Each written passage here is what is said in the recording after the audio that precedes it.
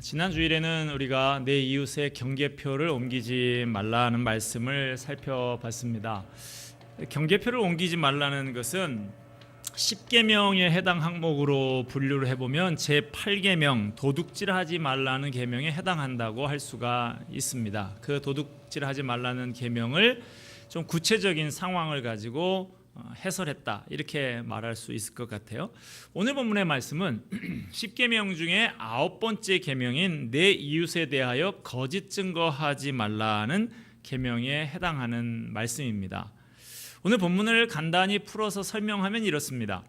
만약 다른 사람이 악한 행동이나 범죄를 저지른 경우에 그 사람을 벌주기 위해서는 한 사람의 증인만 가지고는 충분하지 않다는 내용입니다. 최소한 2명 이상의 증인을 통해서 그 사람이 저지른 범죄에 대해서 증언을 듣고 확증해야 한다는 말씀이에요. 그러나 2명 이상의 증인이 있다 할지라도 범죄자로 의심받는 사람이 자신의 결백을 완강하게 주장을 한다고 하면 논쟁하는 쌍방이 제사장과 재판장 앞에 가서 재판을 받아야 됩니다. 재판장이 사실을 자세히 조사해서 만약 증인들이 위증을 했을 경우에 그 거짓 증인들은 무고죄로 벌을 받게 되는데요, 자기가 피해를 입히려고 했던 그대로 벌을 받게 됩니다. 예를 들어서 거짓 증인이 무고하게 사람을 죽이려고 했다고 하면 그 거짓 증인은 사형을 받게 되고, 거짓 증인이 상대방의 손을 자르게 할 만한 위증을 하려고 했다고 하면 그 사람의 손을 자르는 벌을 주는 거예요. 이렇게 눈에는 눈, 이에는 이로 그대로 되갚는 벌을 줘야, 그래야 일벌 100개의 효과를 얻을 수 있다라고 하는 내용이죠. 최근에 우리나라에서도 국회나 법정에서 종종 증인이 손들고 선서는 잘해요.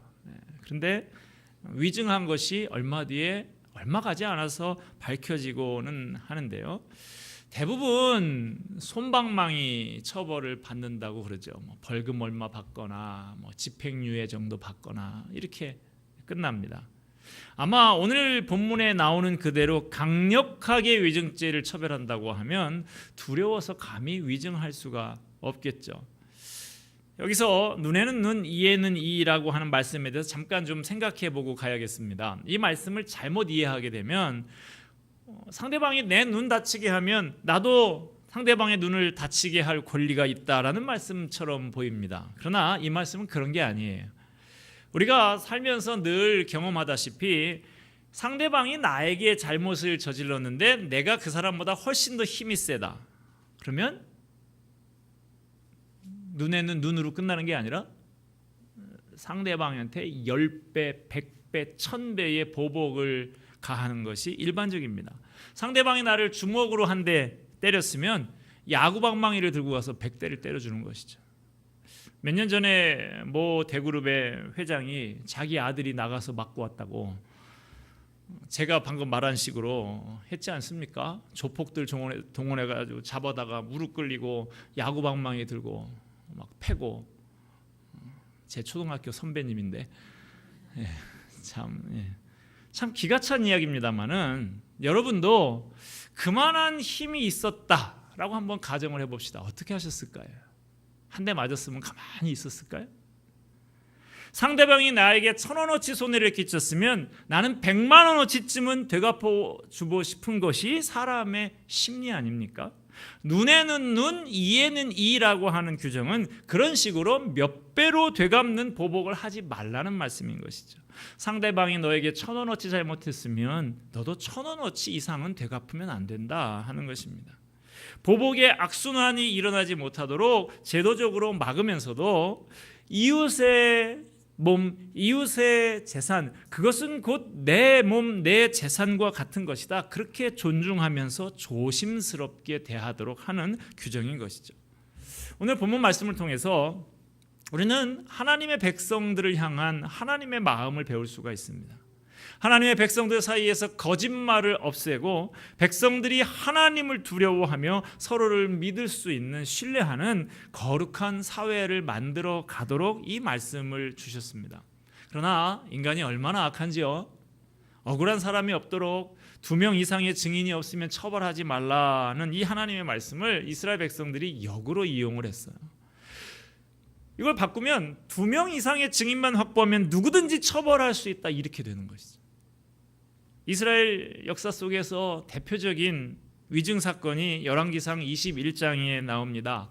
아합 왕의 왕비 이세벨이 사주한 위증 사건이에요. 아합이 자기 왕궁 근처에 나봇이라고 하는 사람이 포도원을 가지고 있었어요. 근데 그게 참 탐이 나는 것입니다. 그래서 야, 내가 너한테 그 포도원 내가 사서 거기다가 내 나물밭을, 무슨 나무를 심으려고 그랬는지 모르겠습니다만은 그 나물밭을 삼고 싶으니 그 포도원 나한테 팔아라 그러죠. 포도원이 네가 꼭 필요하다고 하면 내가 더 좋은 다른 데 포도원을 대토를 해서 그렇게 줄 테니까 이거 나한테 꼭 팔아라. 그런데 나봇이 판다고 해요, 안 판다고 해요? 나 못 판다고 그래요. 이스라엘 백성들에게 있어서 땅은 좀 특별한 의미를 가지고 있습니다. 하나님이 내려주신 거예요. 조상 대대로 물려받고 또 물려주는 것이었기 때문에 함부로 팔지 않았습니다. 혹시 피치 못할 사정에 의해서 팔았다 하더라도 50년이 되는 희년이 되면 그것을 원소유주에게 돌려줘야 하는 것이 이스라엘의 토지법이었습니다. 그렇기 때문에 왕이라고 해도 백성들의 땅을 함부로 빼앗거나 사거나 할 수가 없었던 것이죠.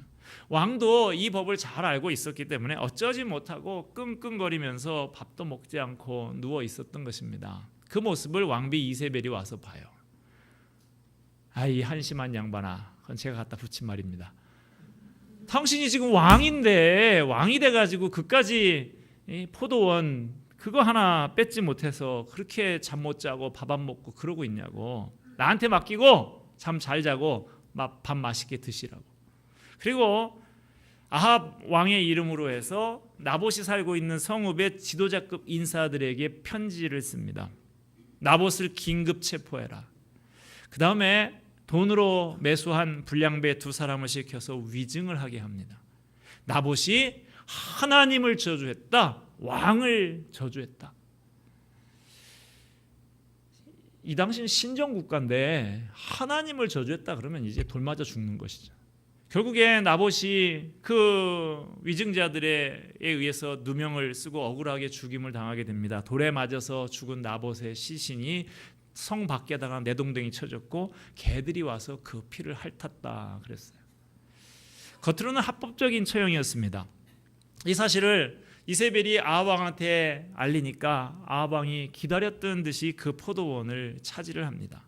모든 것이 완벽하게 끝났다고 생각을 했을 거예요. 그러나 공의의 하나님께서 이 모든 사실을 지켜보고 아셨습니다. 그래서 선지자 엘리야를 보내서 아합과 이세벨에 대해서 예언을 합니다.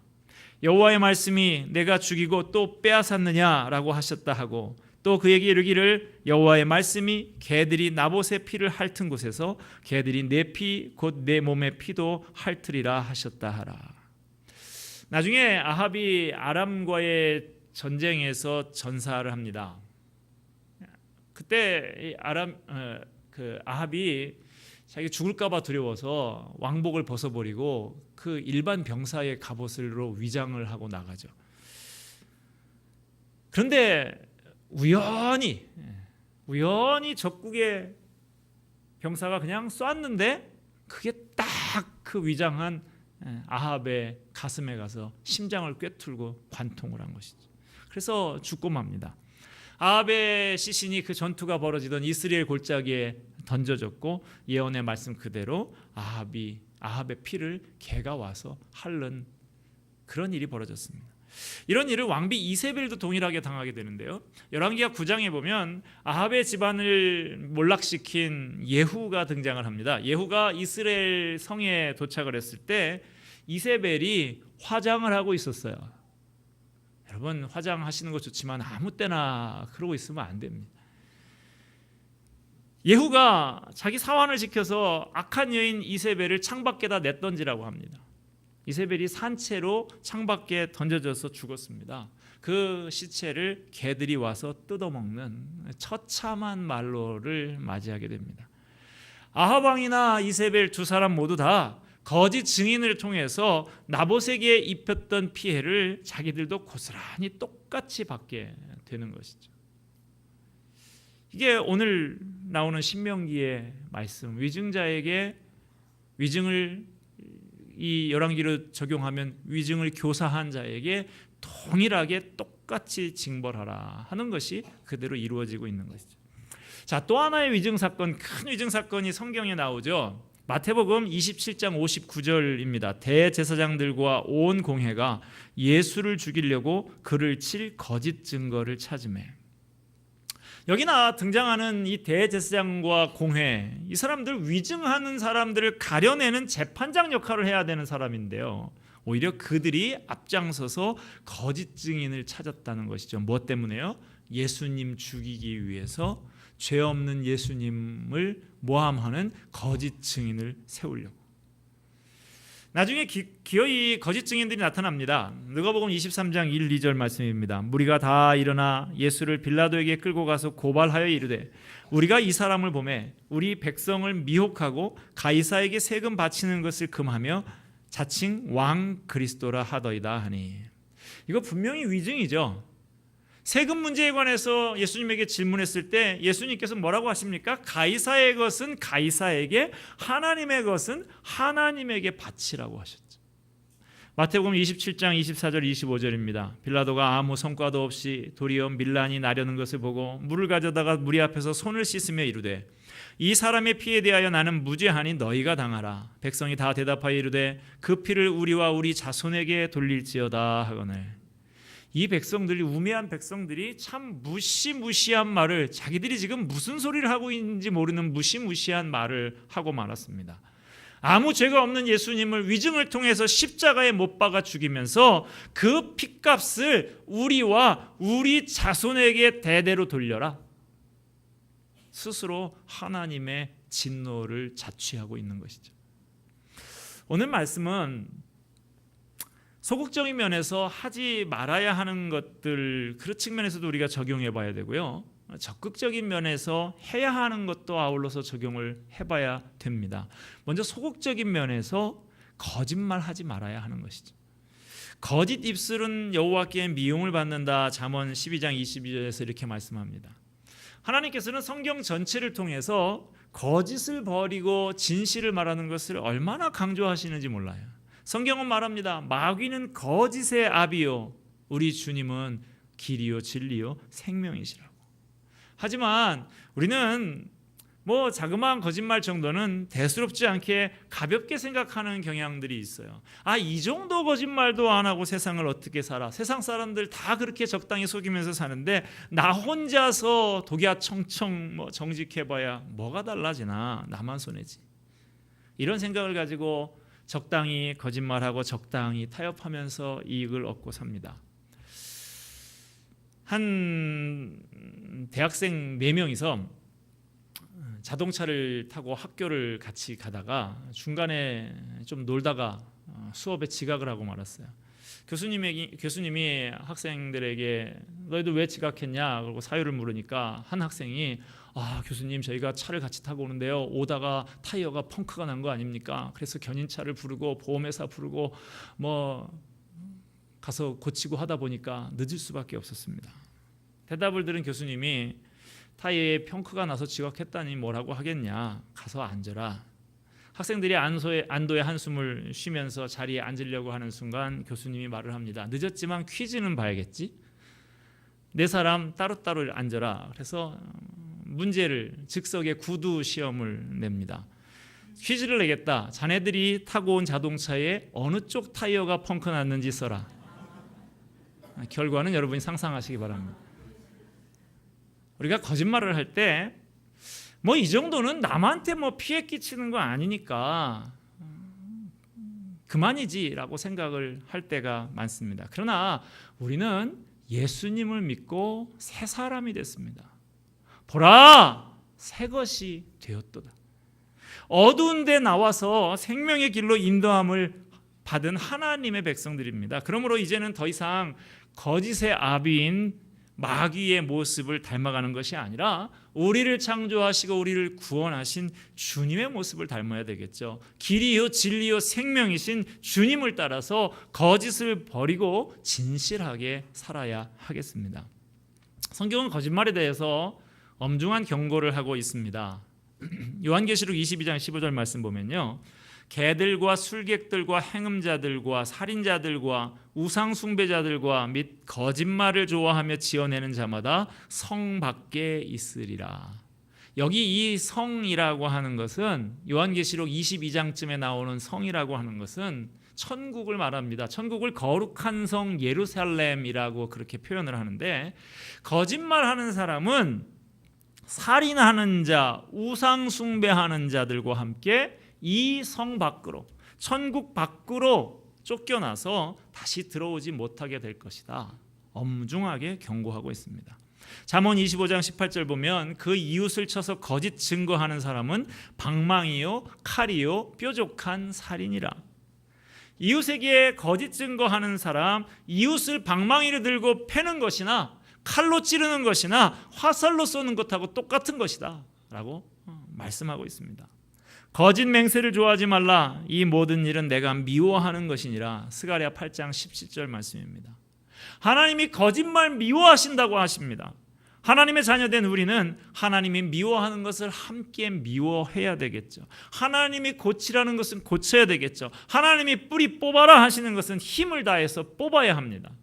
하나님을 사랑한다고 하면 하나님이 싫어하시는 것을 우리도 함께 싫어하는 것이 정상입니다. 하나님이 그토록 싫다고 성경이 여기저기에서 반복적으로 말씀하시는데 그걸 그냥 내버려 둘 수 없는 것이죠. 영적인 잡초를 뜯어내 버려야 됩니다. 거짓의 영적인 암덩어리 잘라내 버려야 합니다.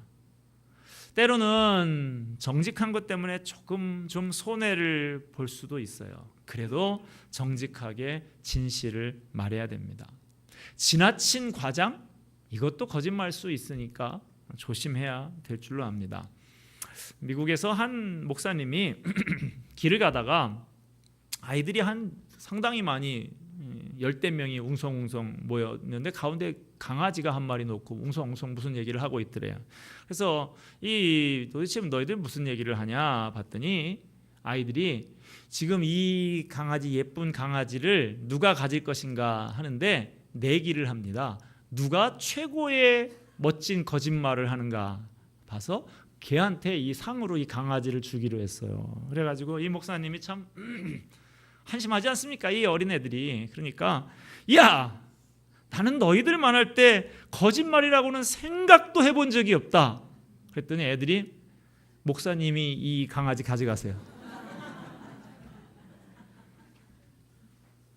우리 사회에도 3대 거짓말이 있다고 그러죠. 처녀들이 나 시집 안 가요. 노인네들이 늙으면 죽어야지. 장사꾼들이 이거 밑지고 파는 거예요.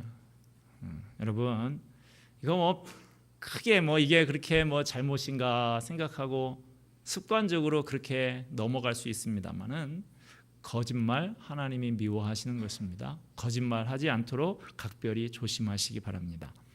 자, 오늘 본문이 말씀이 포함하고 있는 적극적인 의미, 이 거짓 증언하지 마라, 위증하지 말라 하는 이 적극적인 의미는 침묵하지 말라는 의미이기도 합니다. 하나님께서는 건강한 사회를 만드는 일을 보통은 초월적이고 신비한 어떤 방법을 통해서 하시지 않습니다.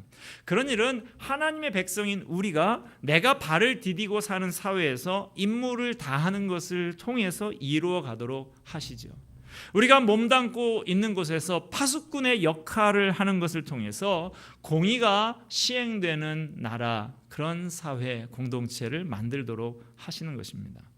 오늘 본문 말씀에 위증하지 말아라 하시는데요, 내 앞에서 지금 불의한 일이 벌어지고 있는데도 입 다물고 잠잠히 가만히 방관하고 있는 것도 소극적인 의미에서 위증입니다. 정당한 고발이 있어야 되고 고치려는 노력도 있어야 되는 거예요. 이 사회가 개인주의가 팽배한 현대 사회입니다. 내가 직접적인 어떤 피해를 보지 않는 한 남의 문제에 간섭하려고 하지 않습니다. 그러나 진실을 알면서도 침묵하고 있는 바람에 다른 사람이 피해를 보게 된다고 하면 이것은 거짓말하는 것과 다름이 없습니다. 가끔 큰 시내가에 보면 도로가에 횡단보도 옆에 현수막들이 붙어 있죠. 뭐라고 써 있냐면 목격자를 찾습니다. 몇 월 며칠 날 몇 시에 이 자리에서 사고가 있었는데 제가 너무 억울합니다. 목격자 증인 서주시는 분이 있으면 제가 후사하겠습니다. 후사하겠습니다까지 하고 현수막을 계속 붙여놓는 걸 보면 그렇게 잘 증인으로 나서지들 않는 것 같아요. 그 큰 사거리면 한밤중에도 증인들이 많이 있을 텐데. 저도 비슷한 경험이 있는데요. 예전에 제가 고양시에서 한 2년 정도 살았던 시절인데 새벽 기도회 끝나고 성경책 메고 이렇게 길을 횡단보도를 한 2개 건너야 큰 길을 건너야 저희 집에 갈 수가 있어서 건너가려고 하고 있었어요. 횡단보도가 파란불이 딱 바뀌길래 제가 건너는데 길 건너 사거리 쪽에서 오토바이가 하나 막 왱 하고 달려오는 거예요. 여러분, 노란불이 켜지면 빨리 가라라는 뜻으로 아시는 분이 있는데 노란불이 켜지면 멈춰라입니다.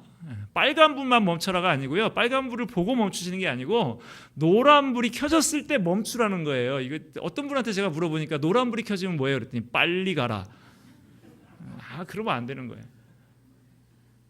얘가 그렇게 알았나 봐요. 나중에 보니까 청소년 막 고등학생쯤 돼 보이는 아이들인데 오토바이를 왱 하고 제가 위협을 좀 느꼈어요. 그런데 문제는 하나님이 저를 보호하시려고 했는지 모르지만 그 반대편 쪽에서 오토바이는 이렇게 오는데 반대편 쪽에서 택시가 하나 오다가 이 오토바이를 쾅 받았어요. 그래서 제 앞쪽으로 얘가 뻥 떨어지더라고. 아이고 얘 죽었나 보다 그랬는데 놀랍게도 야 이거 툭툭 털고 막 일어나요. 까지고 막 하긴 했는데 일어나가지고 한단 말이 저 택시가 신호를 어겼다는 거예요. 내가 다 봤는데 그때가 새벽 기도 끝나고 한 6시 반쯤 되니까 화납니다. 큰 길거리입니다. 한 6차선 이 정도 되는 큰 사거리예요. 나만 본 게 아니라 이쪽 코너 저쪽 코너에 사람들 많이 있고 차도 많았어요. 사람들이 막 왕 몰려들었었다고요. 근데 이게 지금 피해자와 가해자가 바뀌게 생겼어요. 그때 무슨 블랙박스가 있습니까? 그 시절에 아무것도 없던 시절이거든요. 예전에. 그러니까 이 택시 기사분이 여러분 다 보시지 않았냐고. 나 지금 너무 지금 억울한데 내가 지금 피해자인데 내가 지금 가해자 되게 생겼는데 누가 좀 증인 좀 서달라고. 그러니까 그때 웅성웅성 모였던 사람들이 하나씩 나는 무슨 소리가 나서 오긴 왔는데 잘 못 봤다고. 다 가는 거예요. 오직 한 사람의 참 증인이 있었을 뿐입니다. 누구라고 얘기 안 했습니다. 그 증인이 내가 증언해 주겠다고. 내가 분명히 봤고 여기는 내가 건너는 그 신호등과 동시 신호대가 다 익숙히 내가 다니는 길이고 택시 기사님은 잘못이 없다. 내 전화라고 했네. 휴대폰 번호도 적어주고 언제든지 나한테 경찰서로 오라면 내가 와서 조서를 쓰라면 쓰겠다 이렇게 하고 그 증인이 그 전화번호도 주고 그렇게 했어요. 나중에 진짜 경찰서에서 전화가 왔다고 그러더라고요. 그래서 이거 정확하게 하셔야 됩니다. 막 이렇게 이야기를 하니까 아니 내가 분명히 여기 잘 아는 것이고 분명히 봤다. 억울한 사람이 있어서는 안 되지 않느냐 그런 증언을 했다고 합니다. 여러분 때로는 좀 귀찮고 힘들어도 진술서도 쓰고 증인이 되어야 됩니다. 좀 더 확대해서 보면 우리가 이 사회에서 벌어지는 악과 거짓에 대해서 침묵하게 되면 우리 사회가 거짓이 지배하는 사회가 되는 것이죠. 우리가 진실에 대해서 입을 닫지 말고 침묵하지 말고 적극적으로 증언하는 증인이 되어야 하는 것입니다. 오늘날 교회와 성도들이 사회에 대한 발언권을 포기하고 있습니다. 그냥 종교적인 열심만 내고들 있지 사회 각 분야에서 경종을 울리는 파수꾼의 책임을 놓아버리고 사는 경우가 많아요. 예수님을 믿고 하나님의 백성이 됐으면 우리가 사는 모든 분야에서 발언권을 행사하면서 선한 영향력을 끼쳐야 되는데 우리가 그런 책임을 놓치고 말았습니다. 열심히 모여서 예배는 드린다고 하고 기도하고 봉사활동을 하는 데는 열심을 냅니다마는 성경적인 관점에서 이 사회의 잘못을 지적하고 바람직한 방향을 제시하는 데는 관심을 끊고들 살고 있습니다. 정치, 사회, 문화, 교육 어느 곳에서도 기독교가 바른 말을 하면서 힘을 발휘하는 일을 하지 못하고 있습니다. 그저 기독교가 이제 내 개인의 마음의 평안만 추구하는 무슨 명상센터 같은 곳이 되고 말았습니다. 본문에서 위증을 하라고 하면 어떻게 하라고 했습니까? 그 사람이 바른 증언을 하지 않아서 상대방이 받을 뻔한 벌을 그 거짓 증언자에게 내리라는 것입니다. 뻔한 거짓말을 한 이 사람에게 이러한 벌을 내려라. 이 말을 뒤집어서 생각하면 반드시 적극적으로 정당한 증언을 하라는 말씀인 것이죠. 여러분, 하나님의 시각에서 이 사회를 감시해야 할 책임이 우리에게 있습니다. 이 사회에 대해서 하나님이 내게 부여하신 책임을 지시기 바랍니다. 말이 안 되는 일들이 벌어지고 있다고 하면 내가 직접적으로 손해보는 것 없다고 할지라도 잠잠히 입 다물고 있지 말고 따져야 됩니다. 책임 있는 교인만 될 것이 아니라 책임 있는 사회인도 되어야 됩니다. 그것이 하나님의 오늘 본문 말씀을 통해서 우리에게 주시는 명령입니다. 말씀을 맺습니다. 우리는 시편 141편 3절처럼 기도해야 됩니다. 여호와여, 내 입 앞에 파수꾼을 세우시고 내 입술의 문을 지키소서. 소극적으로는 거짓말하지 말아야 됩니다. 적극적으로는 진실에 대해서, 정의에 대해서 침묵하지 말아야 합니다. 우리 안에 거짓을 조장하는 악한 영을 추방해버리고 오직 진실만을 이야기하는 우리의 입이 되기를 바랍니다. 기도하겠습니다.